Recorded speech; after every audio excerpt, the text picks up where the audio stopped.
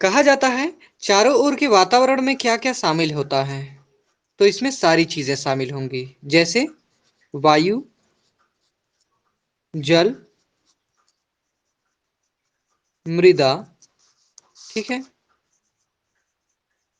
वनस्पति जिसमें आमतौर पर पेड़ और पौधे शामिल होंगे। कहा जाता है ये सारे एक तरह से वातावरण का सारे कारक वातावरण का निर्माण करते हैं, जो कि मानव को चारों ओर से घेरे हुए हैं। मानव को चारों ओर से घेरा हुआ एक आवरण, जिसमें केवल वायु नहीं आता है बल्कि जल, मिट्टी, वनस्पति, पेड़ पौधे सारी चीजें शामिल की जाती हैं। कहा जाता है कि मानव का इनसे सीधा संबंध होता है या डायरेक्ट कनेक्शन होता है। वह कैसे होता है इसी को हम आगे थोड़ा सा समझेंगे। हम आगे बढ़ते हैं और कुछ और तथ्यों के माध्यम से थोड़ा सा गहराई की ओर जाते हैं पर्यावरण में। सबसे पहले देखते हैं पर्यावरण, या फिर इसको दूसरे शब्दों में वातावरण का नाम भी दे सकते हैं, ठीक है। देखिए वातावरण कुछ अलग नहीं होता है, बल्कि पर्यावरण को ही दूसरे तरीके से अगर हम परिभाषित करें तो वातावरण का नाम देते हैं। हमारे चारों ओर का जो आसपास का वातावरण होता है, एटमॉस्फेयर होता है, वो काफी सारी चीजों से प्रभावित होता है। यहाँ पर हम कुछ चुनिंदा प्रभावित करने वाले कारकों को देखेंगे जो परीक्षाओं में पूछा जाता है।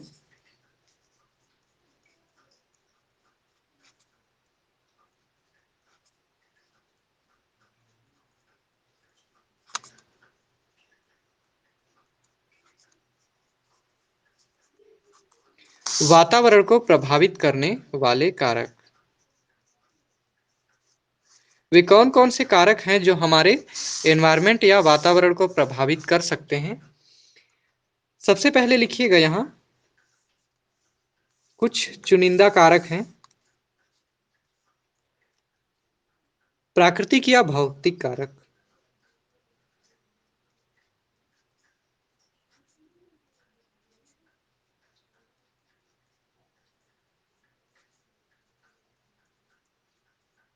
ठीक है, प्राकृतिक या भौतिक कारक।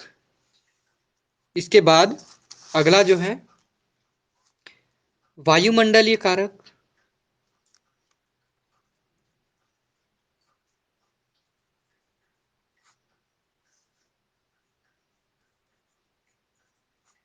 वायुमंडलीय कारक के बाद एक अन्य कारक है जिसका नाम है भूमि संबंधी कारक। भूमि संबंधी कारक।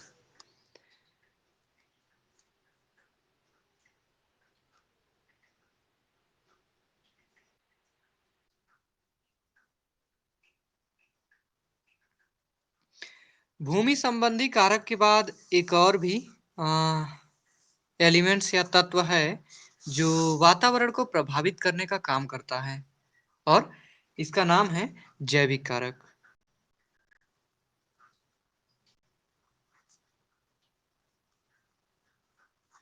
तो कुल मिलाकर ये चार प्रकार के ऐसे कह सकते कारक हैं, या फिर ये कुछ ऐसे एलिमेंट्स हैं जो कि हमारे एटमॉस्फेयर को या वातावरण को प्रभावित करने का काम करते हैं। प्राकृतिक या भौतिक कारक क्या होता है, तो इसको हम थोड़ा सा देख लेते हैं और डिटेल में डीपली जाते हैं हम। सबसे पहले भौतिक कारक को देखते हैं।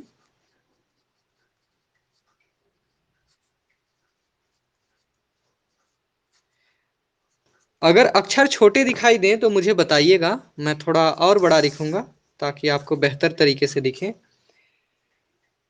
भौतिक कारक में मुख्य तौर पर कहा जाता है कि जो इस पृथ्वी पर फिजिकल स्ट्रक्चर है या भौतिक वस्तुएं हैं। भौतिक वस्तुओं में क्या क्या आएगा, मुख्य तौर पर आएगा पर्वत, पठार, मैदान, ठीक है। उसके अलावा क्या आ सकता है, नदियां। उसके अलावा क्या शामिल हो सकता है, तो झील, सागर,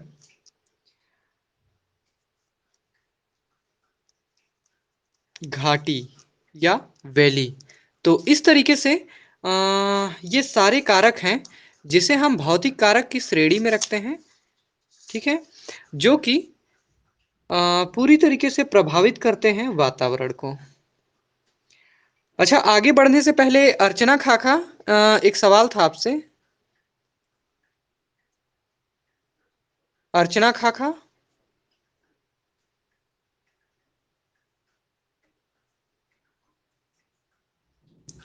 हेलो। हाँ अर्चना खाखा, आप क्लास में हो ना? अच्छा। अ, ये बताइए मुझे कि आप अंग्रेजी माध्यम तो नहीं पढ़ाती हो ना? मतलब इंग्लिश मीडियम स्कूल बोल रही हो लेकिन हिंदी ही पढ़ाती हो ना? ओके, तो मेरी हिंदी से तो दिक्कत नहीं होगा आपको? ओके ओके, ठीक है। अरे क्या होता है कि कभी-कभी कॉलेज में कुछ इंग्लिश मीडियम स्टूडेंट होते हैं तो मैं हिंदी बोले जाता हूँ और वो उनको समझ में ही नहीं आता है ज़्यादा, तो मैं सोचा एक बार पूछ लेता हूँ। ठीक है, खैर अच्छी बात है। चलिए आगे बढ़ते हैं। भौतिक कारक में हमेशा ध्यान रखिएगा कि वे प्राकृतिक वस्तुएं जो प्राकृतिक तौर पर बनी हुई होती हैं, जिनके बनने में मानव का किसी प्रकार का कोई योगदान नहीं होता है और जो प्रायः धरातल से जुड़ी होती हैं। मतलब पृथ्वी के सरफेस से जुड़ी होती हैं, भूमि से जुड़ी होती हैं। जैसे पर्वत, पठार, मैदान, नदियाँ, झील, सागर और घाटियाँ। नदी घाटियाँ, ये सारी चीजें आमतौर पर कहा जाता है कि पृथ्वी के धरातल से जुड़ी होती हैं और मानव का इनके बनाने में किसी प्रकार का योगदान नहीं होता है। अर्थात मानव के जन्म के काफी पहले, करोड़ों साल पहले ये सारी वस्तुएं निर्मित हुई थी और इसीलिए हम इसे भौतिक या प्राकृतिक कारक की संज्ञा में रखते हैं। अगला जो है, जो कि वातावरण को प्रभावित करने का काम करता है, हमारे प्राकृतिक वातावरण को,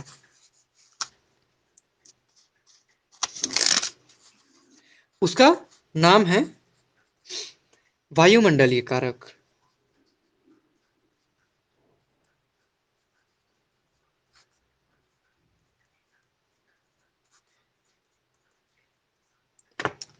श्रद्धा, आप तो थोड़ा बहुत एनवायरनमेंट को पढ़ भी चुकी हो ना?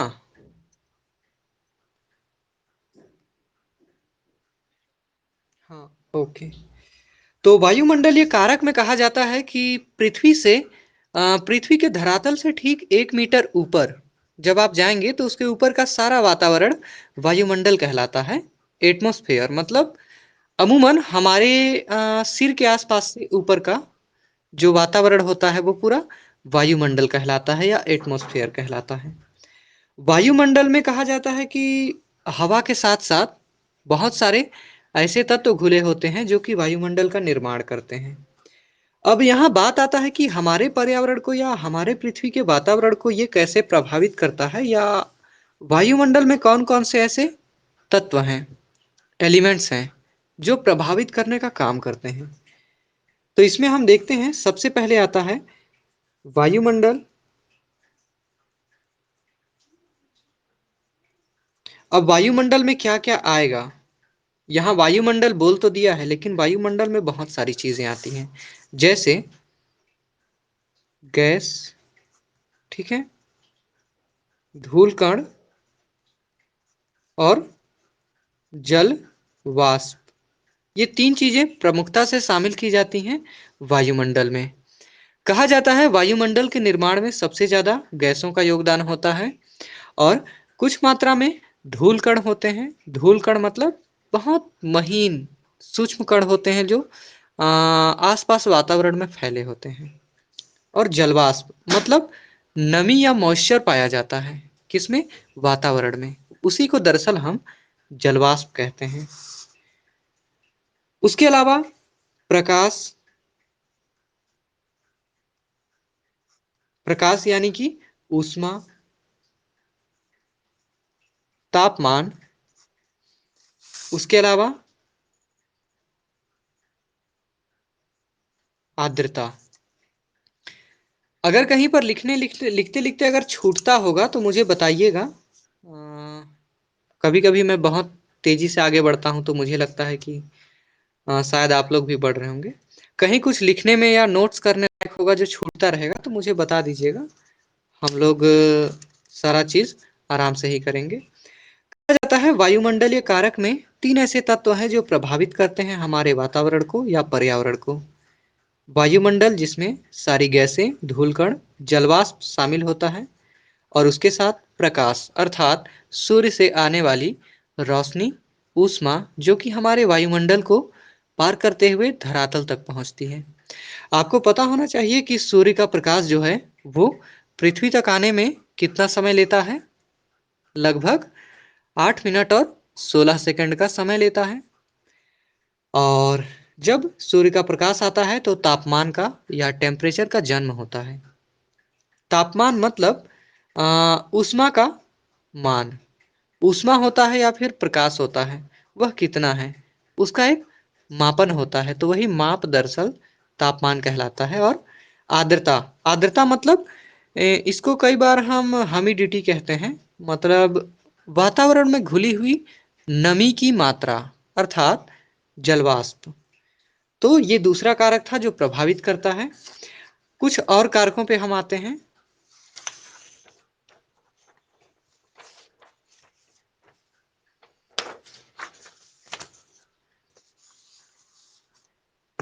यहाँ पर हम तीसरे कारक पर आएंगे। तीसरा कारक जो था वह है भूमि संबंधी कारक।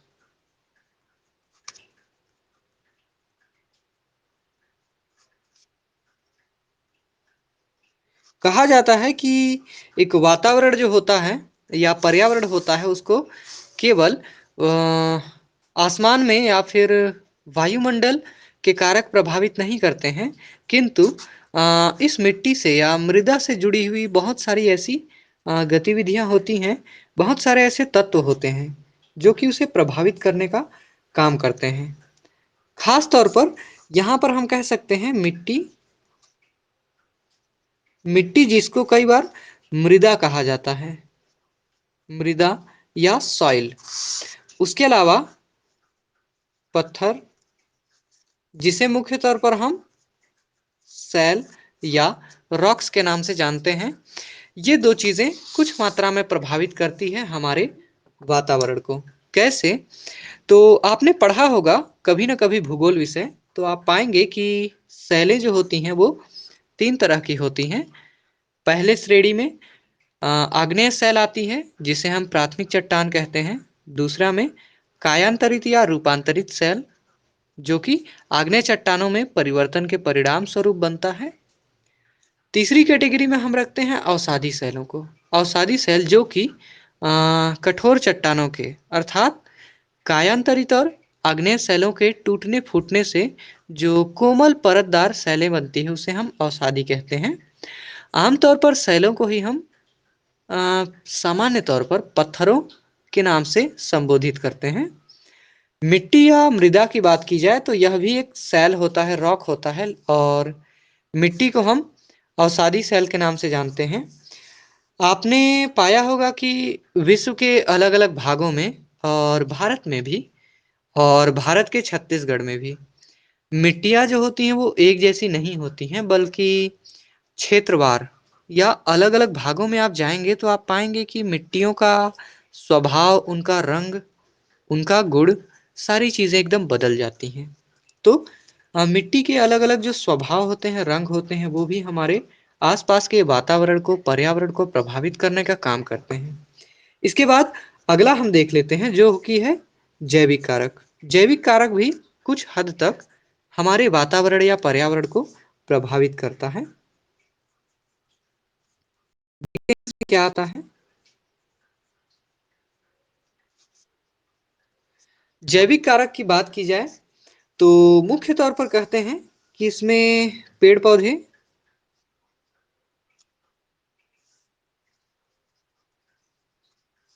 ठीक है, पेड़ पौधों के अलावा जीव जंतु, और इन दोनों की जो गतिविधियां होती हैं, या क्रियाएं।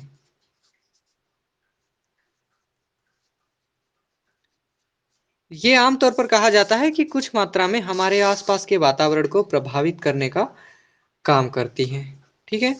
जीव जंतु के अलावा यहाँ आप मानव को भी लीजिएगा, और मानव के साथ सूक्ष्म जीव। अब थोड़ा सा यहाँ समझिएगा कि ये प्रभावित कैसे करता है, ये सारी क्रियाएं। तो देखिएगा, मान लीजिए पेड़ पौधे होते हैं, वो क्या करते हैं? पेड़ पौधे वातावरण से कार्बन डाइऑक्साइड को ग्रहण करके अपने आप को जीवित रखते हैं, और बदले में वो ऑक्सीजन प्रोड्यूस करते हैं, ऑक्सीजन छोड़ने का काम करते हैं। वहीं अगर देखिएगा कि मान लीजिए पेड़ पौधे सड़ गल जाते हैं, या फिर इनमें आग लग जाती है जंगलों में, तो बहुत भारी मात्रा में धुआं निकलता है, जो कि कार्बन डाइऑक्साइड का एक रूप होता है और प्रदूषण का काम करता है। जीव जंतुओं की जो क्रियाएं होती हैं, उनसे भी बहुत सारी गैसें निकलती हैं, उत्सर्जित होती हैं। और कहा जाता है कि मानव तो अभी मुखिया ही है एक तरह से, जो पर्यावरण को प्रभावित कर रहा है। ठीक है।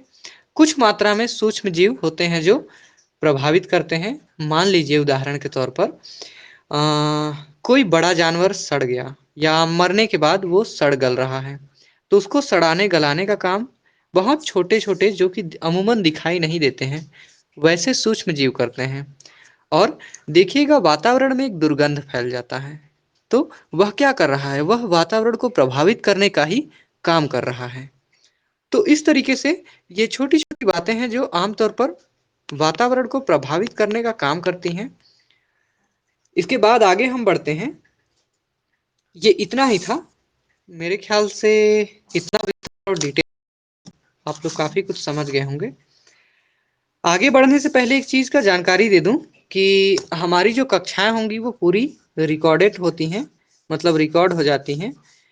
आप रिवाइज के तौर पर दोबारा अगर चाहें तो टीचमिन टैब में ही अगले दिन, या कभी भी जब आपको समय मिले, या कभी किसी कारणवश अगर अटेंड नहीं कर पाते हैं क्लास, तो आप उस रिकॉर्डेड वीडियो को देख लीजिएगा, तो आपकी उस दिन की क्लास नहीं छूटेगी। लगभग 3-4 घंटे बाद हमारी जो कक्षा हो रही है, इसका रिकॉर्ड या वीडियो रिकॉर्ड उपलब्ध रहेगा आपके टीचमिन टैब पे। अलग अलग सेक्शन में जो दिया गया है, तो एक दिया गया होगा लाइव लेक्चर रिकॉर्ड, तो उसमें आपको मिल जाएगा वो। चलिए आगे थोड़ा सा बढ़ते हैं, देखते हैं यहाँ हम वातावरण के प्रमुख भेद कौन कौन से हैं, या वातावरण के प्रकार।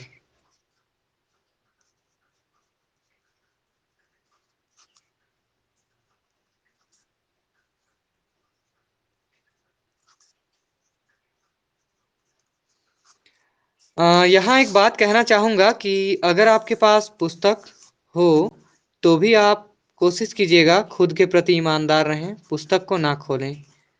क्योंकि देखिए, तैयारी का एक सटीक तरीका होता है कि आप अपने पास जब लेक्चर चल रहा हो या क्लास चल रहा हो, तो पुस्तक ना रखें।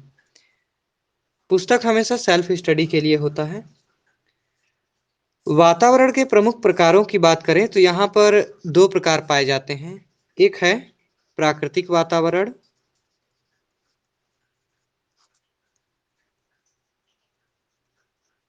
ठीक है।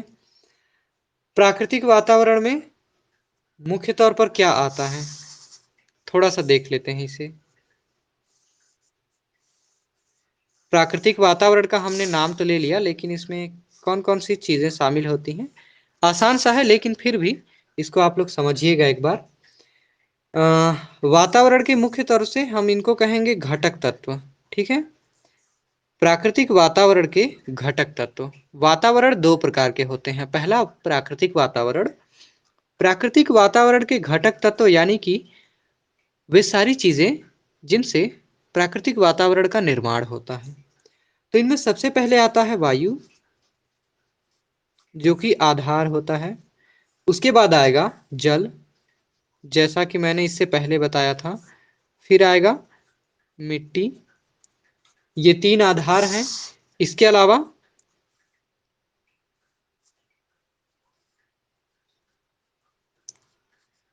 सूर्य का प्रकाश। इसके अलावा शामिल होता है भूमि। इसके अलावा मिट्टी। मिट्टी के अतिरिक्त जीव जंतु।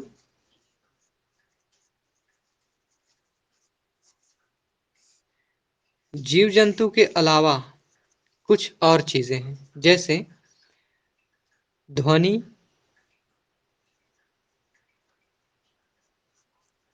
और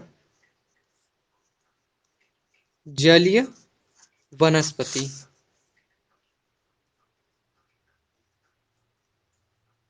तो इस तरीके से ये सारी चीजें शामिल होती हैं किसमें? प्राकृतिक वातावरण में। थोड़ा सा इसको समझने का प्रयास करिएगा कि प्राकृतिक वातावरण होता क्या है। प्राकृतिक वातावरण में हम ऐसे ही सभी को शामिल नहीं कर सकते, बल्कि हम इसमें मूल तौर पर उन सारे तत्वों को शामिल करते हैं, उन वस्तुओं को शामिल करते हैं जो कि मानव के द्वारा नहीं बनाया गया है, बल्कि इस नेचर में बना हुआ है पहले से, मतलब प्रकृति ने जिसको बनाया हुआ है। आप देखिएगा इसमें मैं जितनी भी चीजों को लिखा हूं, इसमें मानव का किसी प्रकार का योगदान नहीं है इसको बनाने में, बल्कि मानव तो इनके बाद आया है। जब ये सारी चीजें पृथ्वी पर आ गई उसके बाद मानव आया था। तो कहा जाता है कि प्राकृतिक वातावरण प्राकृतिक रूप से निर्मित वस्तुओं का पूरा एक समूह होता है, जिसमें मानव का कोई हस्तक्षेप नहीं होता है उसके निर्माण में। जैसे वायु, जल, मिट्टी, सूर्य का प्रकाश, भूमि, यहाँ मिट्टी को मैं दोबारा लिख दिया, ध्वनि, जीव जंतु, जलीय वनस्पति। तो इन चीजों को आप याद रखेंगे अच्छे से। अभी टेस्ट का टाइम हो गया है, तो मैं अभी कक्षा को यहीं विराम दूंगा। कल हम आएंगे इसके ठीक आगे का पढ़ेंगे, मानव निर्मित वातावरण। उसके साथ ही हम देखेंगे एनवायरमेंटल एजुकेशन के बारे में, थोड़ा इतिहास देखेंगे, और एनवायरमेंटल एजुकेशन के कुछ प्रमुख प्रिंसिपल होते हैं। उसके बाद हम सीधा आ जाएंगे पॉल्यूशन पे, प्रदूषण पे।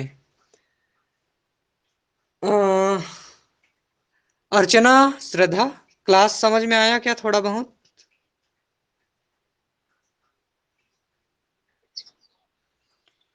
ओके, चलिए अच्छी बात है। कल से आप लोगों के साथ दो चार और लोग जुड़ेंगे। अभी आप लोग टेस्ट सेक्शन में चले जाइएगा कुछ देर में। टाइम कितना हो रहा है? 9:20। 10 मिनट आप लोग रिलैक्स कर लीजिए।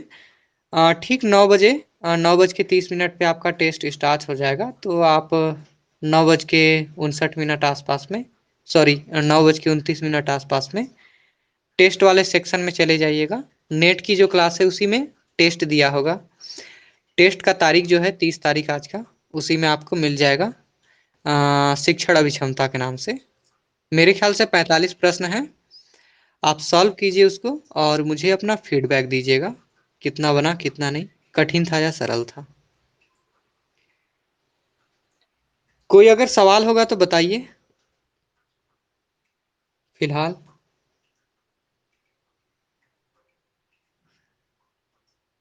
नहीं है? चलिए कोई बात नहीं, फिर हम लोग लेफ्ट होते हैं, मैं भी लेफ्ट हो जाता हूँ, आप लोग भी हो जाइए। आप लोग टेस्ट सेक्शन में चले जाइएगा, ठीक है।